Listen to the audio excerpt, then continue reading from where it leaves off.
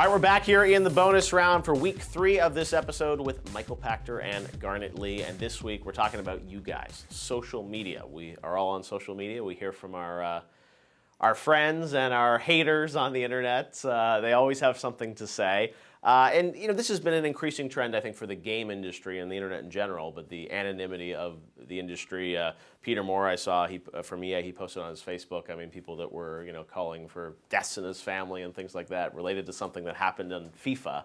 And people get really angry and riled up, and we continue to see this. Garnet, do you think, is this going to change, or this is the future of how gamers communicate with the industry? I read this really interesting book not too long ago called Super Sad True Love Story, and it sort of took everything that's going on in current social media and internet trends and blew it out into a near future. Yeah. And it sort of left you with this disgusted look of how awful it could be. Yeah. But the question is, how do you get people to stop? And I think that it is an ongoing question. It's not just in the games business, right? I mean, this is across all industries. And I think we're starting to see a change. I mean, for me now being independent, I have been incredibly buoyed by the support I've gotten off of it. So, so often I think that we think, oh, social media, people come in and they wreck on you and they tell you what you're doing wrong. It's been just the opposite experience for me over the last few weeks. It's been people saying, hey, you've done this and this before, this is great, please come back and do more. And that has energized me. And I think you see the same thing in the games business. You saw it start off with Kickstarter, and you've seen it how well it impacted Microsoft in their decisions last spring at E3. So I don't think it's going anywhere. I don't know how it polices. I think that's a bigger question, but I think that within our community, as the gaming industry and the gaming audience matures, you're going to see people start to realize, hey, saying good things has a positive impact too. How representative do you think that audience is of sort of the general population? Something like Microsoft obviously went through that last year with a lot of people very upset about their policies. They changed it. Do you think, was everyone really upset, or does the internet, this, and we are in this circle too of going on the forums? I'm treading on dangerous ground here, but I actually think the average gamer is smarter than the average human. Okay. I just think, by definition, anybody who can figure out how to pick up a controller and approach a game that requires thought and strategy, and they're smarter than the average. And I'm not saying every gamer is above average intelligence, but the average gamer is above average.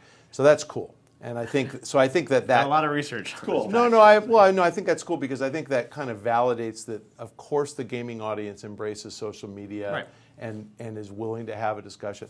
And I think that, much like any passion in life, games polarizes people. So I think that you will get Democrats who think all the Republican friends are idiots, and you will get religious right people who think all homosexuals are wrong, and you will get Xbox owners who think you have to be an idiot to own a PlayStation, and we're seeing that.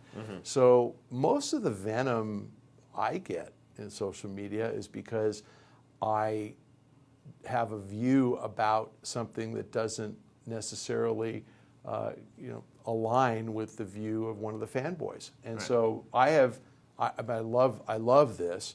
I have been called an Xbot. I must be paid by Sony. I've never been accused of being in Nintendo's pocket. But if I say something bad about PlayStation, I'm an Xbot. If I say something bad about Xbox, Sony must have paid me. If I say something bad about Nintendo, it's just because I'm a hater.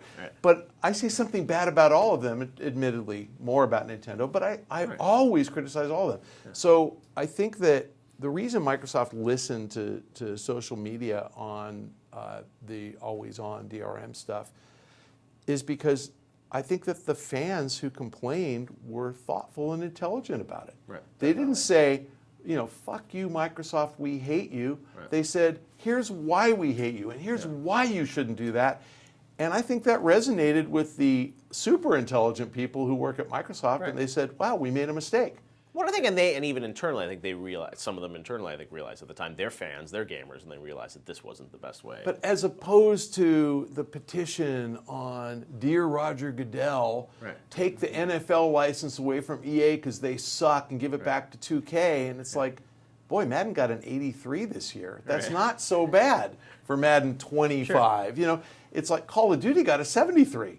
Nobody's saying take that license away from Activision and give it to EA. EA rightfully just went, Even they this get is the, stupid. but they get the worst company in America every year. I know the Yeah. poll is, maybe by the time this airs, the poll will be out, and we'll be shocked when EA is number 1 Yeah, again. that I don't think. I think the people who vote in that are either not the most intelligent people, or they're the most sarcastic people on the planet. But I think social media is great. I think it's wonderful that gamers are engaged. We're all fortunate to be able to work in an area that attracts intelligent people. How many people who work in the games industry do you think are dumb? I would say none. I mean, literally, even the marketing people are smart. It's shocking. No, they are, and I appreciate it. No, I love this industry because it attracts and people in the industry are smart great, people. and they're also responsive. Like even when I see people like Shu Yoshida from Sony or Phil Spencer from he's the Xbox nicest now guy, yeah. on Twitter, answering every person that communicates with them, and DMing people and stuff. And it's cool now to see that these companies are really connecting to their fans in that way. All right, guys, hold that thought. We're going to be right back here in the bonus round.